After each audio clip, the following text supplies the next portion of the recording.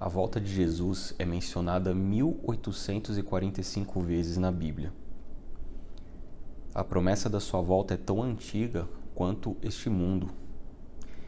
Você está no canal Cidadão Celestial, eu sou Fernando Pinheiro e hoje nós vamos estudar sobre os sinais da volta de Jesus. Curta, comente, se inscreva, compartilhe e vamos para mais um estudo da Bíblia.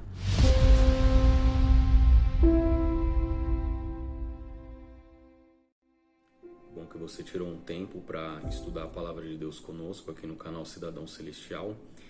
Esse é o objetivo principal aqui do nosso canal, né? Poder estudar a Bíblia, poder compartilhar a Palavra de Deus e incentivar você a tirar tempo de qualidade, né, para poder estudar as Escrituras. Hoje é um assunto muito importante que nós vamos abordar, falando sobre os sinais da volta de Jesus. Como eu mencionei aí na introdução, a Bíblia ela faz 1845 vezes menção à volta de Cristo. E esse é um assunto tão antigo nas Escrituras quanto o próprio mundo. Por exemplo, quando a gente vai para o livro de Judas, né, a Epístola de Judas, o verso 14, a Epístola de Judas tem um capítulo só, no verso 14 ali já menciona a respeito da volta de Cristo. Diz o seguinte o texto: quanto a esses, foi que também profetizou Enoque, o sétimo depois de Adão, dizendo: eis que o Senhor vem entre as suas santas miríades. Então aqui você veja que um dos principais, um dos primeiros patriarcas na palavra de Deus, que é Enoque, é mencionado no livro de Gênesis, né, que inclusive foi arrebatado por Deus antes do período do dilúvio. Ele já fazia menção no tempo dele, ele já profetizou acerca da volta de Jesus. Então essa é uma promessa que já é aguardada há muito tempo. Há muito tempo é uma promessa que os patriarcas eles já tinham no seu coração, né, a respeito da volta de Jesus.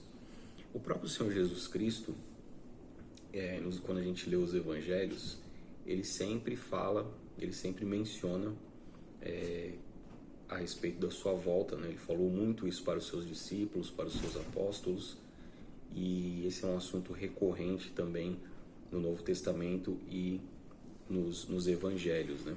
Quando a gente vai para o evangelho de Mateus, lá no capítulo 24, seria interessante se você pudesse acompanhar esse estudo com a Bíblia, para você ler os textos.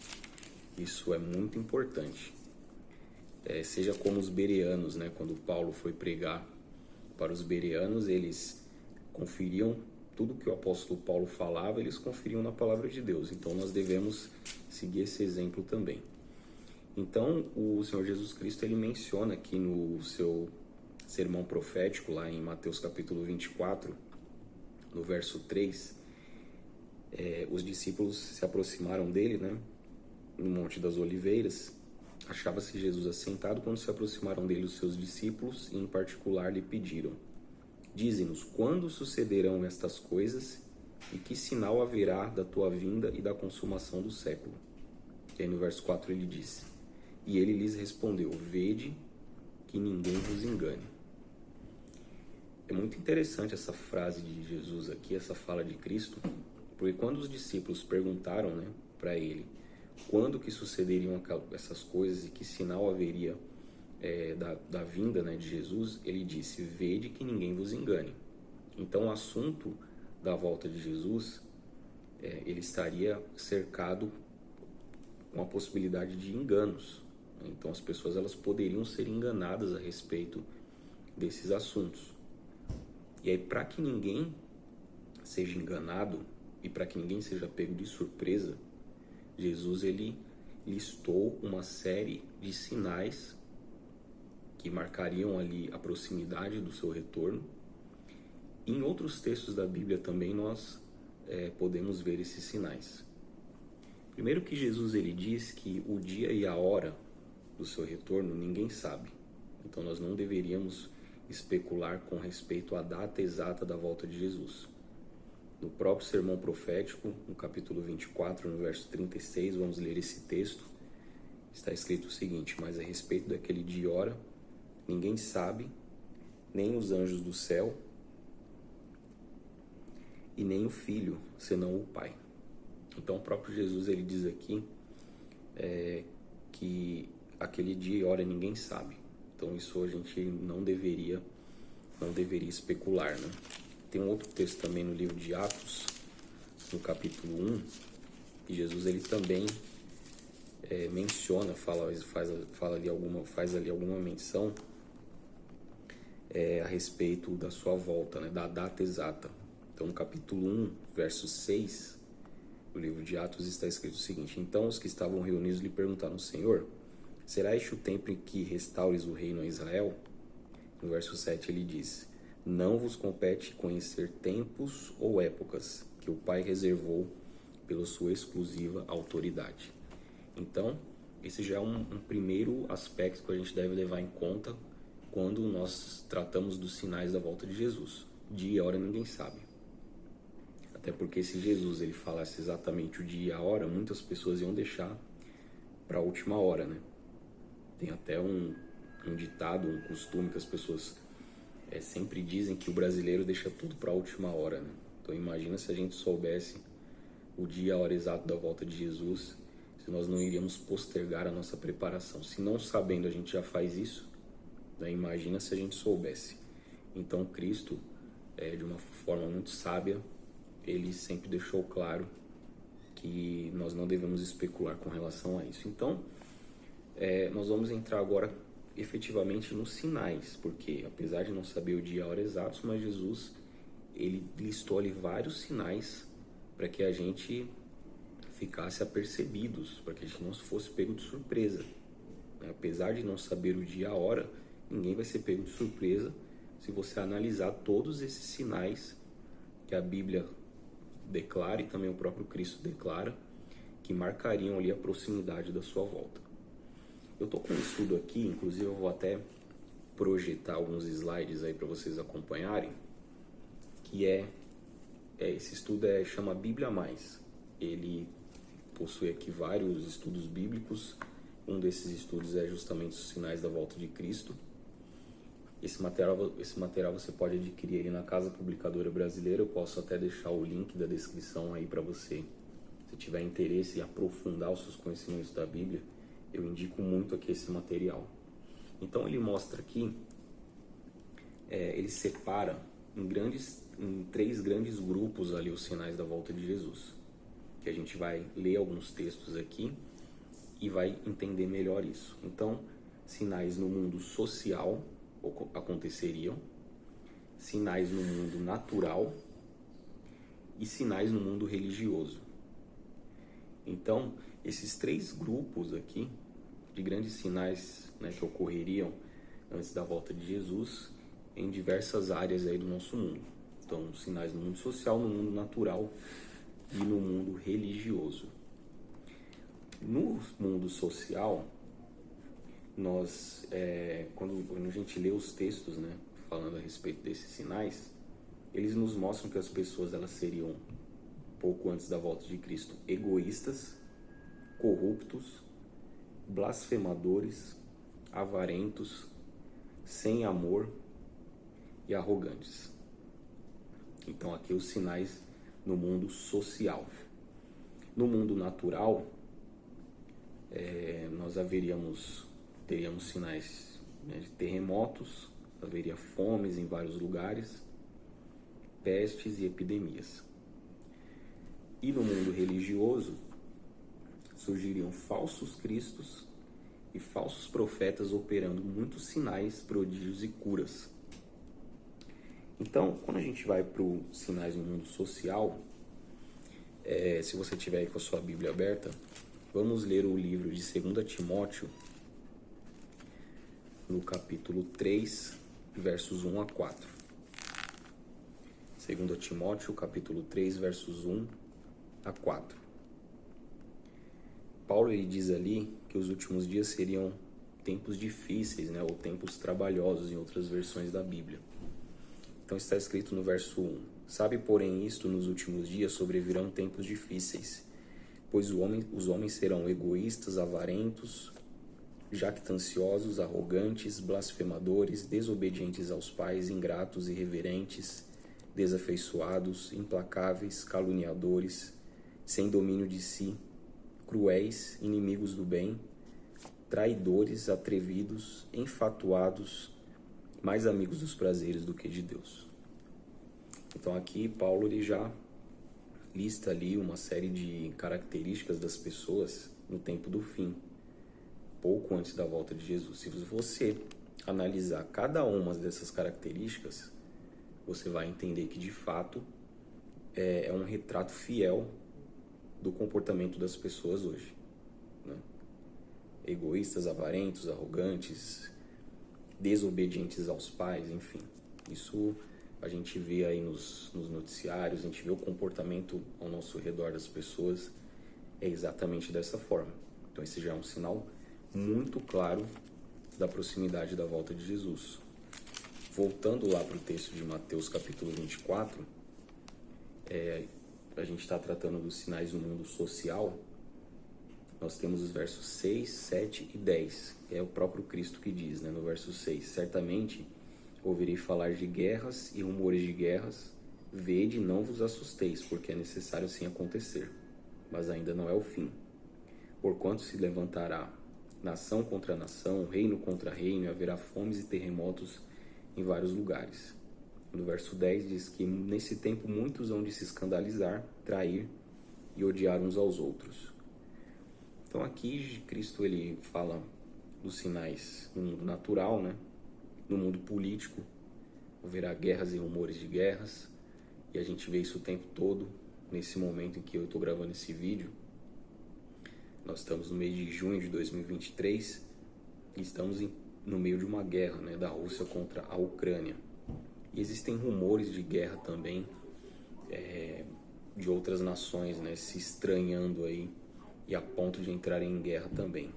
Mas a guerra não é só uma guerra militar, nós temos guerra comercial, temos guerra de informação, né, as tal das fake news, enfim. Então, são outros sinais aí que Jesus Cristo nos aponta para a sua breve volta, e realmente isso está acontecendo de forma bastante evidente, né? Um outro texto também lá em 1 Tessalonicenses, nós vamos ler agora 1 Tessalonicenses, capítulo 5, verso 3, que diz lá: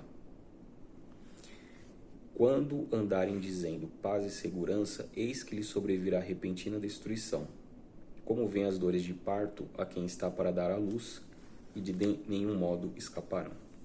Interessante que o detalhe do texto aqui que diz assim, que como vêm as dores de parto, né? Está dizendo que o apóstolo ele compara a volta de Cristo com as dores de parto, ou seja, a mamãe, quando ela vai ganhar o bebê, ela sente ali uma primeira contração e depois o intervalo entre uma contração e outra ele vai diminuindo. Então vai ficando mais intensa a dor e vai diminuindo também os eventos. Exatamente assim também que a gente observa na volta de Jesus. Você vê que muitas coisas estão acontecendo ao mesmo tempo e com um intervalo cada vez menor. Então mal a gente sai de uma tragédia, já entra em outra. E não necessariamente que eu esteja falando aqui de um evento específico, como um terremoto, por exemplo, ou uma guerra, mas são várias coisas acontecendo ao mesmo tempo.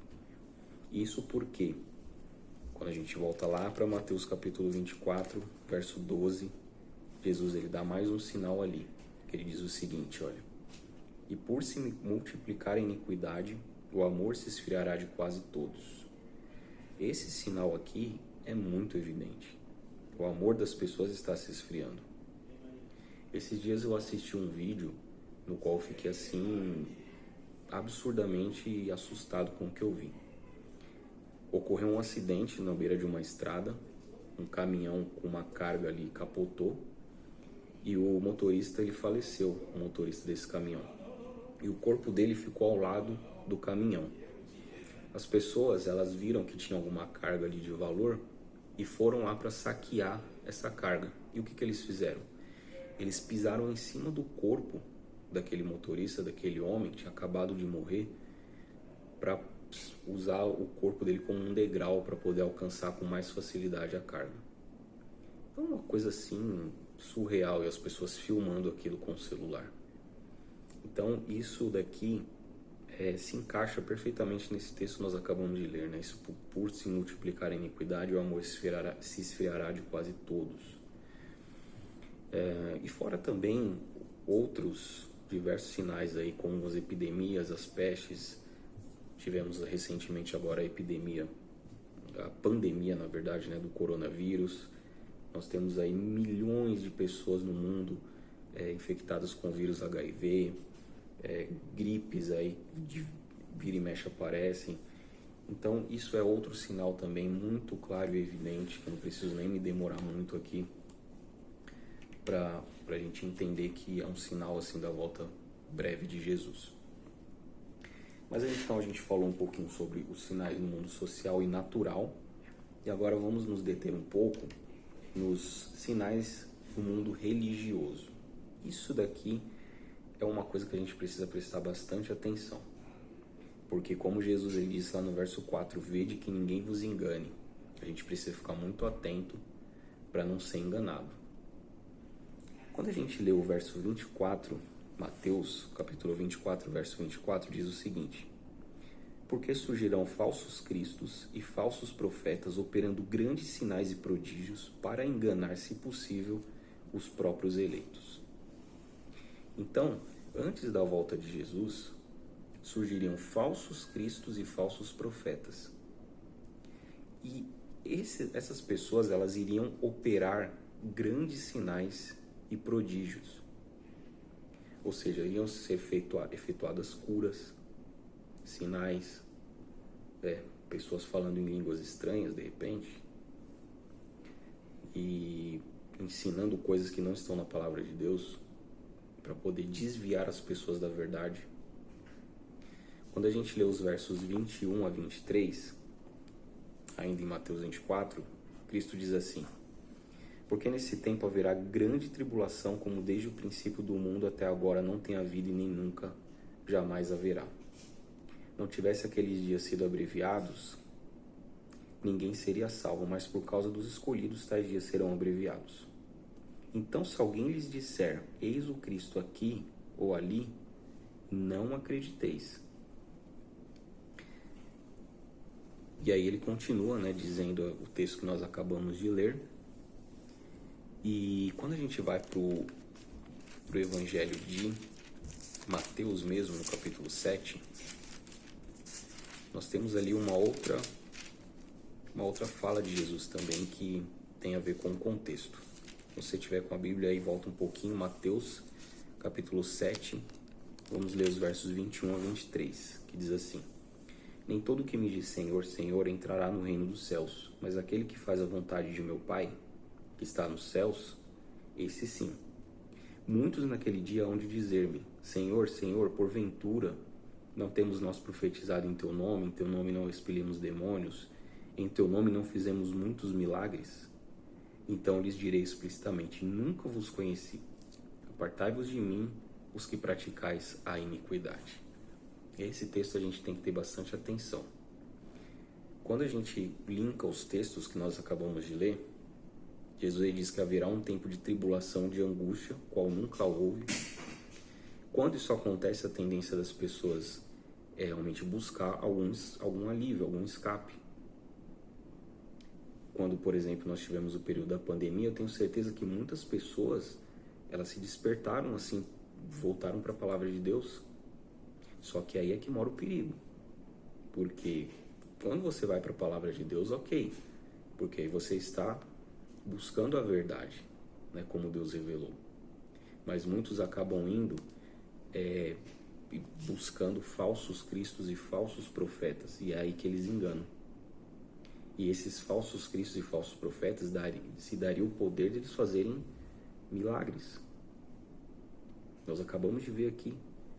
Jesus ele diz, muitos naquele dia onde dizer Senhor, Senhor, porventura não profetizamos em Teu nome. Então tem gente que profetizou em nome de Jesus. Tem gente que está curando em nome de Jesus. Tem gente que está expelindo demônio em nome de Jesus, fazendo muitos milagres. Porém Jesus vai dizer, apartai-vos de mim que praticais a iniquidade. O que é a iniquidade? A iniquidade, segundo a carta de João, não o Evangelho, tá? Mas a carta de João, lá no capítulo 3, primeira carta de João,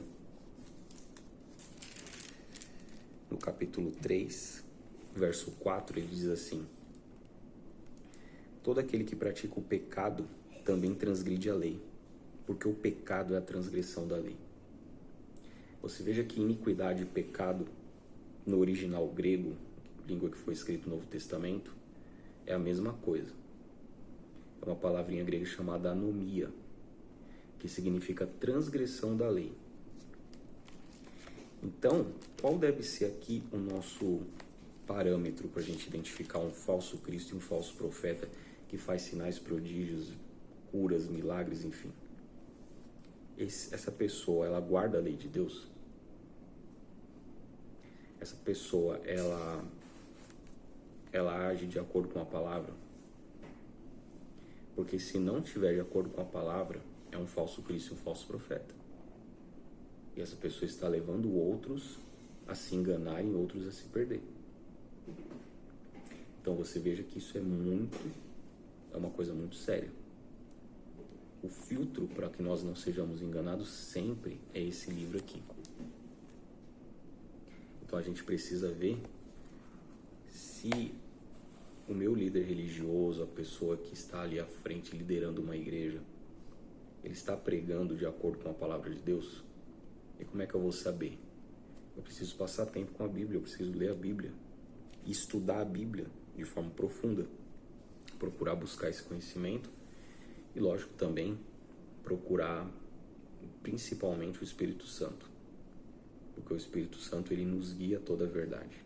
Ele não nos guia só uma parte da verdade, mas ele nos guia toda a verdade. Então esse é algo que nós precisamos buscar o tempo todo, sempre estudar a palavra de Deus com oração, com humildade e procurar entender e ficar atento às coisas que estão acontecendo ao nosso redor, porque nem sempre uma pessoa que faz milagres, curas, prodígios, sinais, essa pessoa está agindo em nome de Deus. É o próprio Cristo que disse isso, aí não sou nem eu que estou falando. Mas para a gente finalizar, para o vídeo também não ficar muito extenso, nós falamos então, né, dos sinais da volta de Jesus no mundo social, no mundo natural, no mundo religioso. E qual seria o último grande sinal da volta de Jesus? O último grande sinal da volta de Jesus, nós temos dois textos que nós vamos ler agora para finalizar. O primeiro está em Tito, capítulo 2, verso 13. Se você tiver com a sua Bíblia, acompanha comigo. Tito, capítulo 2, verso 13, diz assim: aguardando a bendita esperança e a manifestação da glória do nosso Senhor, nosso grande Deus e Salvador Jesus Cristo. Então, repetindo, aguardando a bendita esperança e a manifestação da glória do nosso grande Deus e Salvador Jesus Cristo. Então nós temos que aguardar a volta de Jesus. Mas de que forma? Quando a gente volta lá para Mateus capítulo 24, verso 14, diz assim: será pregado este evangelho do reino por todo o mundo, para testemunha a todas as nações, e então virá o fim. Então o último sinal da volta de Jesus é a pregação do evangelho. O evangelho vai ser pregado em todo o mundo. Já está, né? Já está sendo pregado. E que bom que você está assistindo esse vídeo. Se você assistiu até aqui, glória a Deus por isso. Que você possa continuar sempre estudando a palavra de Deus, buscando a verdade nas Escrituras, colocando em prática na sua vida e pregando para outras pessoas. Porque quando você faz isso, você cumpre essa profecia e você faz parte da proclamação do último grande sinal da volta de Jesus, que é a pregação do Evangelho.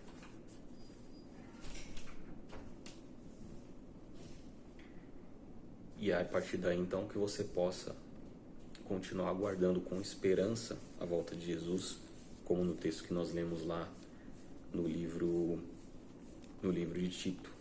Você continue aguardando a volta de Jesus com esperança, que você continue buscando cada vez mais conhecer a palavra de Deus e aplicando na sua vida também. Tenha certeza que a volta de Jesus está muito próxima. Como nós falamos no início, não sabemos o dia e a hora, mas os sinais estão aí. Só não vê quem não quer ver. Deus possa abençoar você e até o próximo estudo.